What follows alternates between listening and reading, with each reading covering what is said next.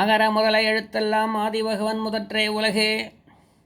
பேரன்பு சான்ற பெரியோர்களே, தாய்மார்களே, ஆன்மீக அன்பர்களே, இதிகாச நேயர்களே, இலக்கிய பிரியர்களே, கவிதை நேயர்களே, ஜோதிட ஆர்வலர்களே, உங்கள் அத்தனை பேருக்கும் முனுகை ராமச்சந்திரனின் முதன்மையான வணக்கம். இன்றைய தினத்திலே ஜோதிடத்திலே இருந்து ஒரு பதிவினை பார்க்க போகிறோம்.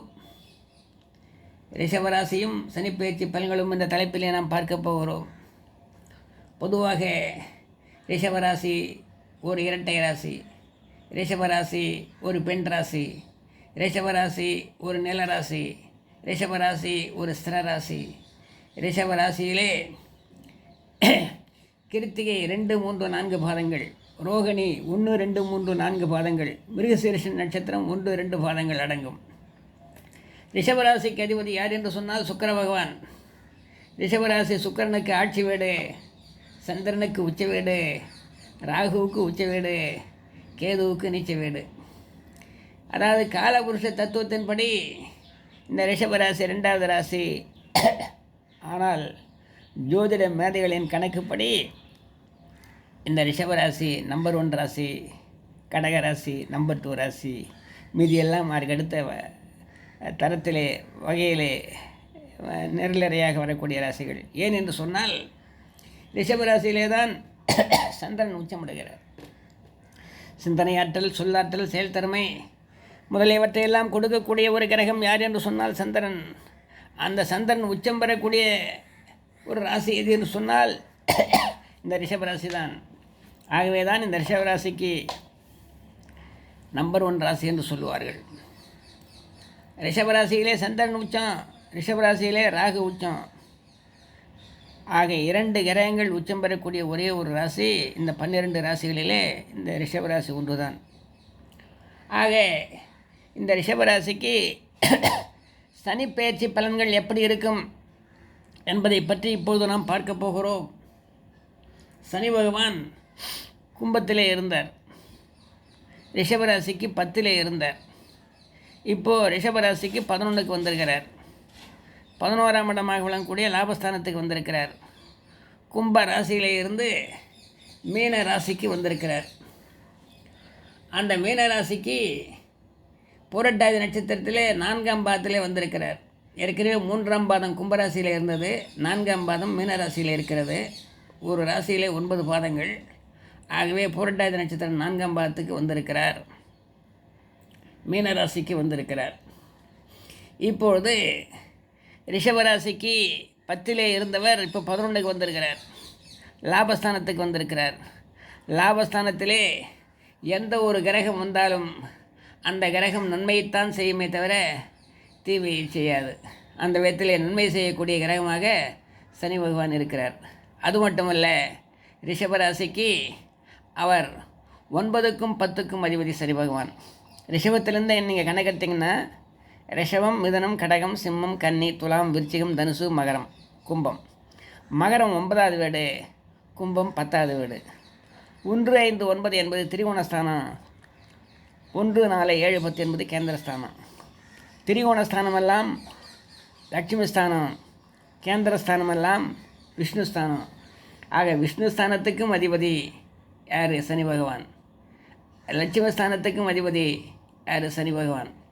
ஆக கேந்திரத்திற்கும் திரிகோணத்திற்கும் அதிபதியாக அவர் இருக்கிற காரணத்தினால், 9க்கும் 10க்கும் அதிபதியாக இருக்கிற காரணத்தினால் அவர் தர்ம கர்மாதிபதியாகிறார். 9ஆம் வீடு என்பது ஒரு ஜாதகத்திலே தர்ம வீடு, 10ஆம் வீடு என்பது கர்ம வீடு. கர்மம்னா கர்மம்னு இல்லை, கர்மம்னா பாவம்னு இல்லை, கர்மம் என்பது செயல். கர்ம வீரர் காமராஜர்னா செயல் வீரர் காமராஜர்னு அர்த்தம். அதே போல் 9ஆம் வீடு தர்ம வீடு, 10ஆம் வீடு கர்ம வீடு. கர்மம் என்றால் தொழில். அந்த கணக்குப்படி பார்த்தோம்னாக்க 9க்கும் 10க்கும் அதிபதியாக அவர் விளங்குகின்ற காரணத்தால் அவர் தர்ம கர்மாதிபதியாகிறார். ஆகவே இப்போது பார்த்தோம்னா சனி பகவான் தர்ம கர்மாதிபதியாக ரிஷபராசிக்கு இருக்கிற காரணத்தினால், அவர் 9ஆம் வீடு என்கிற போது பாக்கியாதிபதியாக இருக்கிற காரணத்தினால், அது மட்டுமல்ல சனி பகவானுக்கு அவர் யோகாதிபதியாக இருக்கிற காரணத்தினால் ரிஷப லக்னத்திற்கும் ரிஷபராசிக்கும் அவர் நன்மை செய்யக்கூடிய கிரகமாக இருக்கிற காரணத்தினால் சுக்கிரனுக்கு அவர் நட்பு கிரகமாக இருக்கிற கணத்தினால் அவர் நன்மையை மட்டுமே இப்போது செய்வாரே தவிர தீமையை செய்ய மாட்டார். ஏன்னாக்கா தேர்தலிலே கூட்டணியாக இருக்கக்கூடிய கட்சிகள் எப்படி ஒருவருக்கொருவர் உதவி செய்து கொள்கிறார்களோ அதே போல் இந்த ஜாதகத்திலேயும் ஜோதிடத்திலேயும் ஒரு கூட்டணி இருக்கிறது. சூரியன், செவ்வாய், குரு, சந்திரன் இவங்கெல்லாம் ஒரு கூட்டணி. புதன், சுக்கிரன், சனி இவங்கெல்லாம் ஒரு கூட்டணி. கூட்டணி தர்ம பிரகாரம் எப்படி கூட்டணி கட்சிக்கே வாக்களிக்கிறோமோ அதே போல் இந்த ஜோதிடத்தில் இருக்கக்கூடிய கூட்டணியின் மூலம் ஒருவருக்கொருவர் நன்மை செய்து கொள்வார்கள். மிதுன ராசி, கன்னி ராசி, ரிஷபராசி, துளாராசி, மகர ராசி, கும்பராசி இந்த 6 ராசிகளிலே பிறந்தவர்களுக்கு புதன், சுக்கிரன், சனி இந்த 3 பேரும் ஒருவருக்கொருவர் நன்மைகள் மட்டுமே செய்து கொள்வார்கள், தீமையை செய்து கொள்ள மாட்டார்கள். அந்த விதத்திலே சுக்கிர பகவானுக்கு சனி பகவான் நட்பு கிரகமாக இருக்கிற காரணத்தினால் அவர் நன்மையை மட்டுமே செய்வார். அவர் லாபஸ்தானத்திலே இருக்கிற காரணத்தினால் அவர் மிகுந்த நன்மையை செய்வார். எப்பொழுதுமே எந்த இடத்திலேயும் லாபஸ்தானத்திலே எந்த கிரகம் அமர்ந்தாலும் அது நன்மையை மட்டுமே தருமே தவிர தீமையை தராது. ஆகவே தான் சனி பகவான் 11ஆம் வீடாக வழங்கக்கூடிய ரிஷப லாபஸ்தானத்திலே இருப்பதால் நன்மைகள் மட்டுமே வருமே தவிர தீமைகள் வராது. சனி பகவான் ரிஷப ராசிக்கு நட்பு கிரகம். அடுத்து பார்த்தோம்னா தர்ம கர்மாதிபதியாக விளங்குகிற காரணத்தினால் அவர் ரிஷபராசிக்கு நன்மைகளை மட்டுமே தருவார். இதுவரை கும்பத்திலே இருந்து 10ஆம் வீட்டிலே இருந்து பலன்களை தந்தவர் இப்பொழுது 11ஆம் வீட்டிலே வந்து மீனத்திலே வந்து அதிகமான நன்மைகளை தர இருக்கிறார். அதாவது 11ஆம் இடத்திலே எந்த கிரகம் வந்தாலும் அந்த கிரகம் நன்மைகள் மட்டுமே செய்யும். அது ராசிக்கு நட்பு கிரகமாக இருந்தாலும் சரி, பகை கிரகமாக இருந்தாலும் சரி, 11ஆம் வீட்டிலே வந்துவிட்டால் எந்த கிரகமும் நன்மை மட்டுமே செய்யும். அதாவது மகாபாரதத்தில் ஒரு காட்சி. அதாவது தர்மராஜாவுக்கும் துரியோதனுக்கும் அங்கே சண்டை வந்தது. அந்த போரிலே தர்மராஜா பக்கம் பல பேர் போனாங்க, அடுத்து துரியோதன் பக்கம் போனாங்க. கடைசியிலே துரியோதன் பக்கம் போனவர்களெல்லாம் அங்கே வீழ்ந்து மடிந்தார்கள். தர்மராஜா பக்கம் வந்தவர்களெல்லாம் அங்கே வெற்றியை குவித்து காட்டினார்கள். எதனாலன்னாக்கா அப்போ சொல்லுகிற போது வில்லிபுத்தூர் ஆழ்வார் சொல்வார், அதாவது ஏகாதசம் தன்னில் எக்கோளும் நிலை நின்ற வேண்டார். அதாவது ஏகாதசம், ஏகம்னா 1, தசம்னா 10, ஏகாதசம்னா 11. 11ஆம் வீட்டிலே ஒருவருடைய ஜாதகத்திலே எந்த கிரகம் இருந்தாலும் எப்படி நன்மைகள் செய்யுமோ அதை போல தர்மராஜாவுக்கு துணையாக வந்த சிற்றரசர்களும் பேரரசர்களும் அந்த தர்மராஜாவுக்கு பக்கபலமாக இருந்து வெற்றியை தேடி கொடுத்தார்கள் என்று சொல்வார். ஆகவே அப்படி 11ஆம் இடமாக விளங்கக்கூடிய லாபஸ்தானத்திலே இப்பொழுது சனி பகவான் வந்திருக்கிறார். குரு பகவானுடைய வீட்டிலே வந்திருக்கிறார். அங்கே இருந்து கொண்டு பல்வேறு விதமான நன்மைகளை அவர் செய்யப்போகிறார். அதாவது 11ஆம் இடத்தில் இருந்து சனி பகவான் ரிஷபராசிக்கு நன்மைகளை கிள்ளித்தர மாட்டார், சொல்ல போனால் அள்ளித்தருவார். ஏன்னா 11ஆம் இடத்து சனி ரிஷபராசிக்கு அனைத்து வகையிலும் நன்மையை மட்டும் தருமே தவிர தீமையை தரவே தராது. அது மட்டுமல்ல, அவர் 3, 7, 10 பார்வையாலே பார்ப்பார். சனி பகவானுக்கு 3, 7, 10 பார்வை உண்டு. செவ்வாய் பகவானுக்கு 4, 7, 8 பார்வை உண்டு. குரு பகவானுக்கு 5, 7, 9 பார்வை உண்டு. அப்படி மற்ற கிரகங்களுக்கெல்லாம் 7ஆம் பார்வை மட்டும்தான் உண்டு. இந்த 3 கிரகங்களுக்கு ஸ்பெஷல் பார்வைகள் உண்டு. அந்த விதத்தில் சனி பகவான் தான் இருக்கும் இடத்திலே இருந்து 3ஆம் வீட்டை பார்ப்பார், 7ஆம் வீட்டை பார்ப்பார், 10ஆம் வீட்டை பார்ப்பார். அப்படி பார்க்கிற போது இப்போது மீனத்தில் இருக்கக்கூடிய மீன ராசியில் இருக்கக்கூடிய சனி பகவான் 3ஆம் பார்வையினாலே மீனம், மேஷம், ரிஷபத்தை பார்க்கிறார், ரிஷபராசியை பார்க்கிறார், நட்பு வீட்டை பார்க்கிறார், தன்னுடைய நண்பனாக விளங்கக்கூடிய சுக்கிரனுடைய வீட்டை பார்க்கிறார். அப்படி பார்க்கிற காரணத்தினால் அந்த ரிஷபராசிக்கு மிகப்பெரிய நன்மைகள் உண்டு. நல்ல உடல் நலம் உண்டு, நல்ல உடல் வளம் உண்டு, மன அமைதி, மன சந்தோஷம், மன மகிழ்ச்சி இவைகளெல்லாம் வரக்கூடிய வாய்ப்புகள் சனி பகவானுடைய பார்வையினாலே உண்டு. நல்லவன் பார்த்தால் நல்லது நடக்கும், கெட்டவன் பார்த்தால் கெடுதல் நடக்கும். அதுபோல் நல்லவனாக விளங்கக்கூடிய இந்த ரிஷபராசிக்கு நல்லவராகவும் யோக்கியராகவும் பாக்கியாதிபதியாகவும் தர்ம கர்மாதிபதியாகவும் விளங்கக்கூடிய இந்த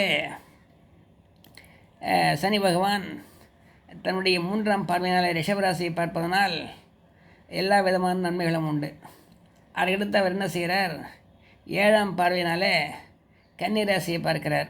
மீனத்திலிருந்து கன்னி 7வது வீடு, 7ஆம் பார்வையினால் கன்னிராசியை பார்க்கிறார்.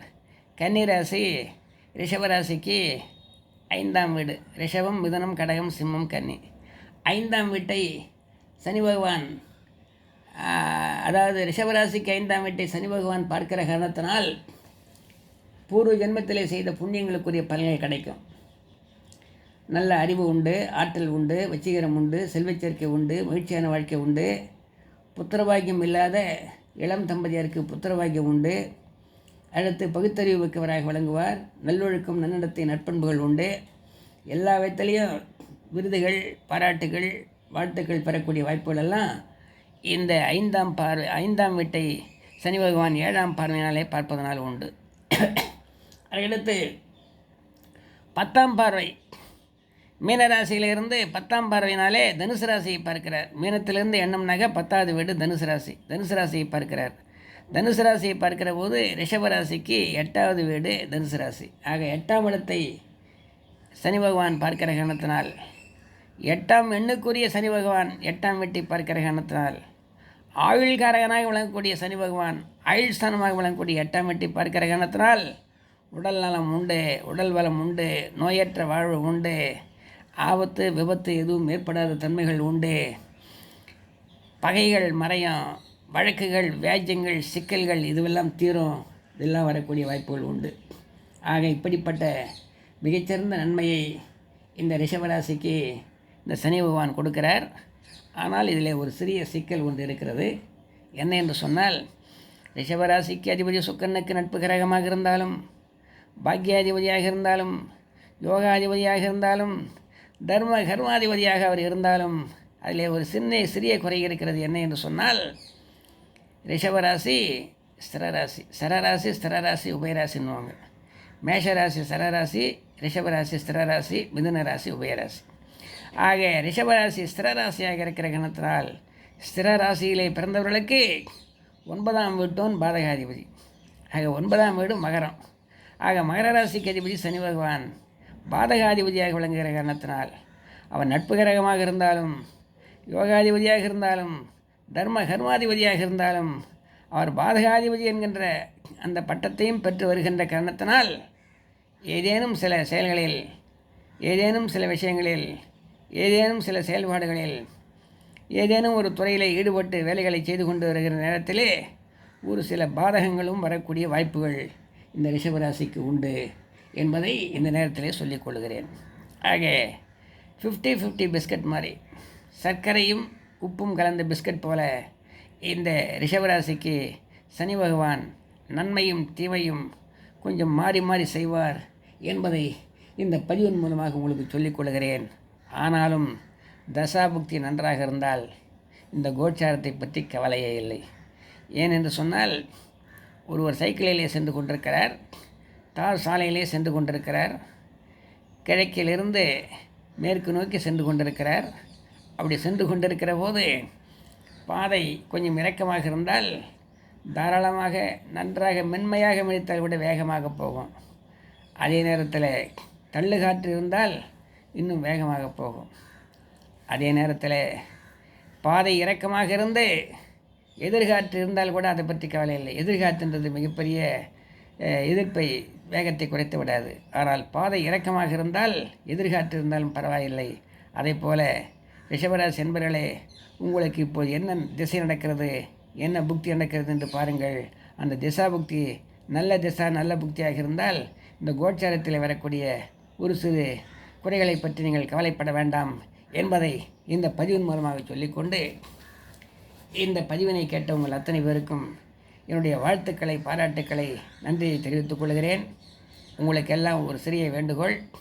ராமச்சந்திரன் முருகை என்கிற பெயரிலே ஒரு யூடியூப் சேனலை பதிவு செய்திருக்கிறேன். அந்த யூடியூப் சேனலை சப்ஸ்கிரைப் செய்து அடியனை ஆசீர்வதிக்கும்படி கேட்டுக்கொள்கிறேன். என்னுடைய பதிவுகள் சிறப்பாக இருந்தால் ஒரு லைக் செய்யும்படி கேட்டுக்கொள்கிறேன்.